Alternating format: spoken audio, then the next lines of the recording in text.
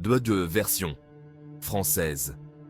Au cœur des Appalaches, là où la lune s'efface dans les ténèbres, se dresse le pic du Corbeau. Les habitants du coin évitent à cet endroit, murmurant des histoires d'une malédiction ancestrale.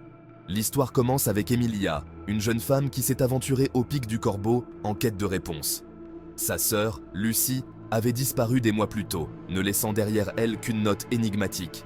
L'appel du Corbeau, je dois le suivre. La recherche d'Emilia l'a menée à une étrange cabane où vivait une vieille femme nommée Mamie May. Les yeux de Mamie May brillaient d'une intensité surnaturelle lorsqu'elle a révélé « Le pic du Corbeau abrite le tisseur d'ombre, un esprit qui tisse les ténèbres dans la réalité. » Lucie a été choisie pour rejoindre la tapisserie du tisseur. Emilia a ricané, mais Mamie May a poursuivi. Les nuits sans lune, le tisseur d'ombres appelle les âmes. Celles qui répondent sont changées à jamais. Cette nuit-là, Emilia a entendu l'appel obsédant, une mélodie troublante qui résonnait à travers les montagnes. Elle a résisté, mais une force invisible l'a attirée vers le pic du Corbeau.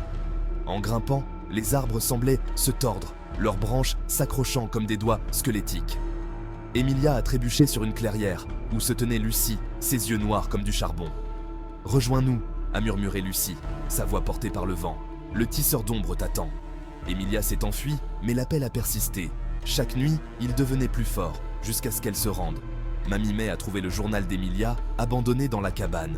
La dernière entrée disait « J'ai rejoint la tapisserie, à jamais liée aux ténèbres du tisseur d'ombre. » Les gens du coin prétendent que les nuits sans lune, les cris d'Emilia résonnent à travers le pic du Corbeau, un rappel effrayant de la malédiction.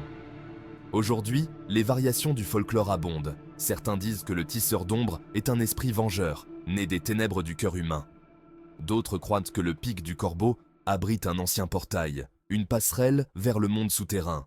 Quelques-uns affirment que l'histoire d'Emilia est un récit édifiant sur les dangers de s'immiscer dans des forces qui dépassent l'entendement humain. Prenez garde, voyageurs, de peur que vous n'entendiez l'appel du Corbeau.